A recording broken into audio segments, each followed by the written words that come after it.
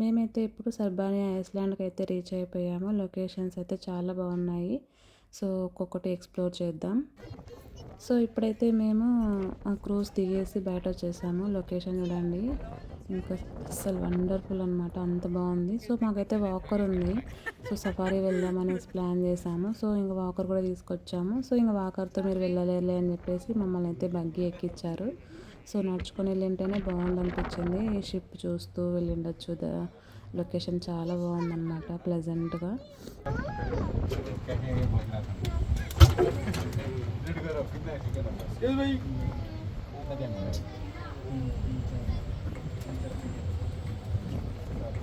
నడుచుకొని వెళ్తే బాగుండదు.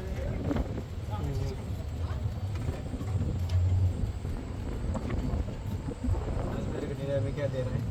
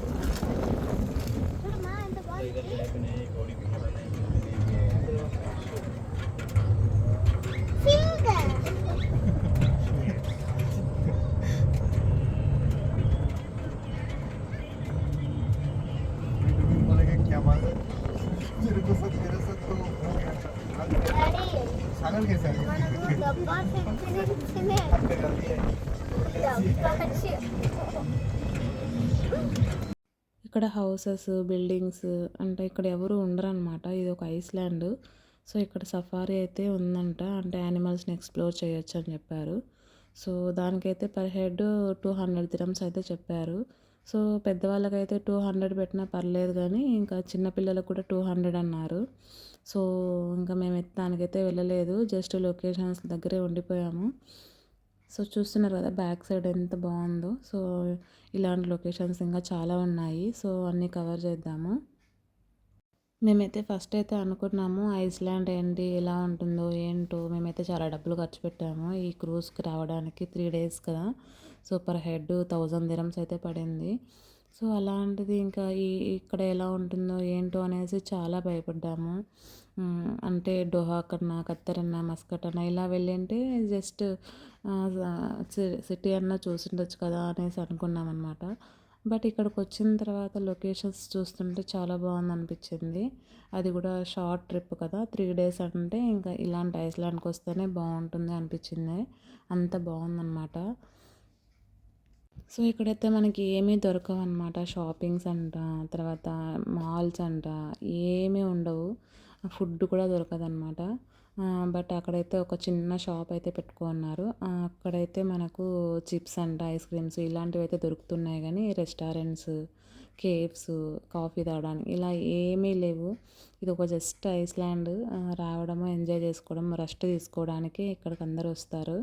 అండ్ లొకేషన్స్ ఎంజాయ్ చేయడానికే వస్తారు తప్ప ఇంకా ఇక్కడ ఏమైతే ఉండదు.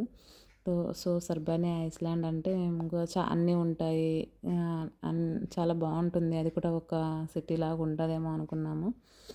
బట్ ఇక్కడ చూస్తే ఏం లేదు, జస్ట్ సఫారీనే కొంచెం హైలైట్గా ఉందంతే. బట్ పిల్లలకైతే చాలా యాక్టివిటీస్ అయితే చేపించారు ఇక్కడ. బెలూన్స్తో యాక్టివిటీస్ చేపించారు అండ్ స్నాక్స్ కూడా ప్రొవైడ్ చేశారు. యాక్చువల్గా మేము అమౌంట్ క్రూజ్లో కట్టాము కదా, సో వాళ్ళే మాకు బయట ఐస్లాండ్లో స్నాక్స్ అనేది ప్రొవైడ్ చేశారు. సో నన్నైతే చాలామంది అడిగారు బాగుంటుందా బాగుండదా అని. సో అందుకే వీడియో చేస్తున్నాను, బట్ అన్నీ కవర్ చేయలేకపోయాను. సో ఇదైతే చిన్న షాప్ అనమాట. ఇక్కడికి వచ్చినట్టు మ్యాగ్నెట్స్ కానీ, టాయ్స్, ఒక ఐస్ క్రీము, చిప్స్ ఇలాంటివంతా ఆ షాప్లో పెట్టారు. ఇంక ఇక్కడైతే పిల్లలకి యాక్టివిటీస్ చేపిస్తూ ఉన్నారు. సో బ్యాక్ సైడ్ కార్స్ వెళ్తున్నాయి కదా, అది సఫారీ అనమాట. సో సఫారీకి బుక్ చేసుకున్న వాళ్ళు ఇంకా ఆ కార్స్లో తీసుకెళ్ళి ఇంకా మనకి ఎక్స్ప్లోర్ చేయిస్తారనమాట. సో అది ఒక ఐస్లాండ్ కదా, ఇంకా మధ్యలో ఉంటాయంట యానిమల్స్. సో ఎలా ఉంటాయేమో మాకు తెలియదు. అది వైల్డ్ యానిమల్స్ కూడా ఉంటాయి అన్నారు.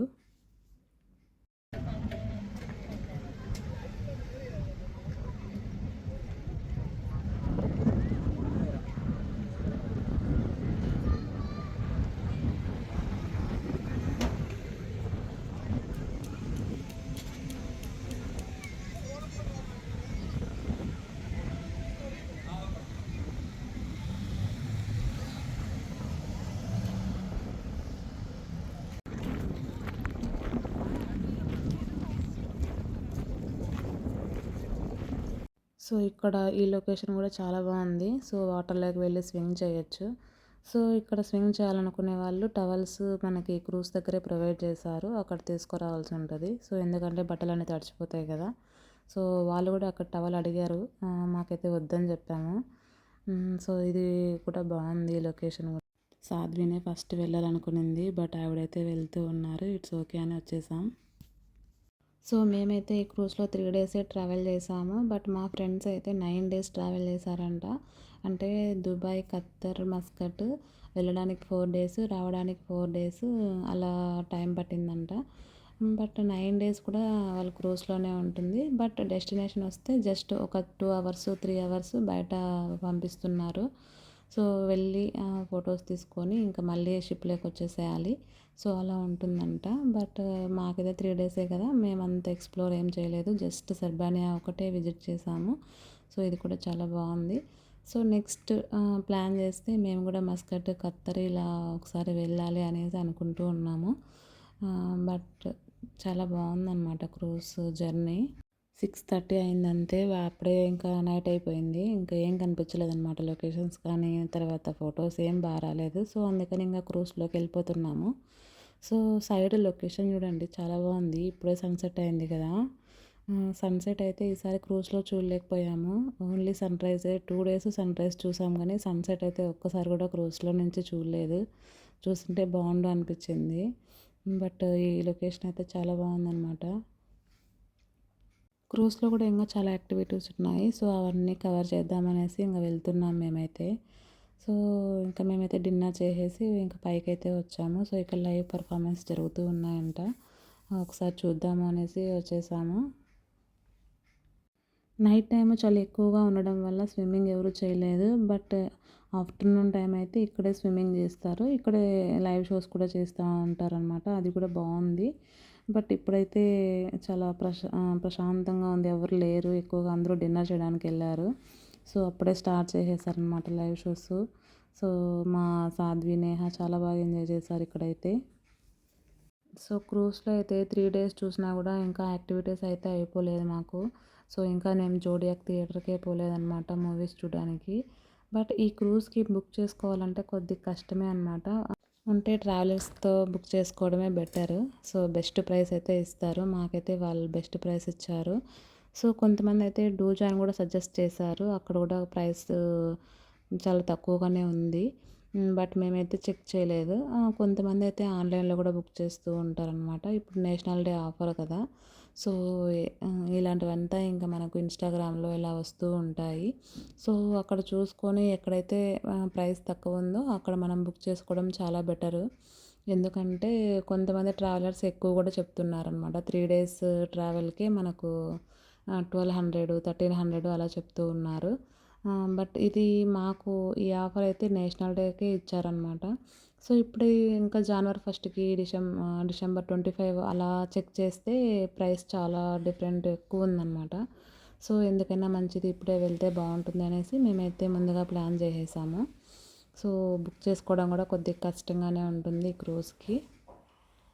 ఫస్ట్ వెళ్ళే వాళ్ళకైతే ఏమీ తెలియదు. బట్ వెళ్ళి వచ్చిన తర్వాతనే మాకు చాలా బాగుంది అనేసి మా ఫ్రెండ్స్ కూడా సజెస్ట్ చేసాము. సో చాలా బాగుందన్నమాట క్రూజ్. మాకైతే ఇంకా టైం అయిపోయిందనేసి మా రూమ్కి అయితే వచ్చాము. సో పిల్లలు అయితే ఇంకా బాగా స్విమ్మింగ్లో ఆడి ఆడి ఫోమ్ పార్టీ ఇవంతా ఆడి బాగా టైర్డ్ అయిపోయారు. సో ఇంక వాళ్ళు పడుకోవాలని చెప్పారు. ఇంకా వాళ్ళైతే పని పెట్టేసి ఇంకా మనమైతే పైకి వెళ్దాము, ఇంకా షోస్ ఉన్నాయి కదా చూద్దాము అనేసి అనుకుంటూ ఉన్నాము. బట్ వాళ్ళైతే పడుకోలేదు. 11 అయిపోయింది. సో మాకైతే ఇంక 4 బెడ్స్ ఇచ్చారు కదా! ఇంక ఒక్కొక్కరు ఒక్కొక్క బెడ్ పైన హ్యాపీగా పడుకునేసాము. ఇంకా ఎర్లీ మార్నింగే మేము ఇంకా దుబాయ్‌కి వెళ్ళిపోతాం కదా! ఇంక సో ఈ నైటే చూడాలన్నా చూసేయాలి అనేసి ఇంకా మేము అనుకున్నాము. బట్ చాలా టైర్డ్ అయిపోయాము. బయట తిరగడం, బయట తిరిగి క్రూజ్‌లో ఎంజాయ్ చేసి చాలా టైర్డ్ అయిపోయాము మేమైతే. సో మా నేహ కూడా 3 డేస్ బాగా తినింది. 3 డేస్ బాగా పడుకునిందనమాట. ఏమి ఏడ్చనే లేదు. ఫుడ్ కూడా నేనేమి తీసుకురాలేదు. బట్ సర్బాని ఐస్‌లాండ్‌లో ఒక చిప్స్ ప్యాకెట్ అయితే తీసుకున్నాను. సో రూమ్‌లో తినొచ్చులే అనేసి. సో వాళ్ళైతే మనకు ఫుడ్ రూమ్‌కి అలా ఏం ప్రొవైడ్ చేయరు. మనం తీసుకురాకూడదు కూడా. అక్కడ ఎంత ఎంత తింటావో అక్కడే తినేసేయాలి. ఇంకా రూమ్‌కైతే ఏమీ తెచ్చుకోకూడదు. సో ఇది మా cruise journey. Thank you for watching.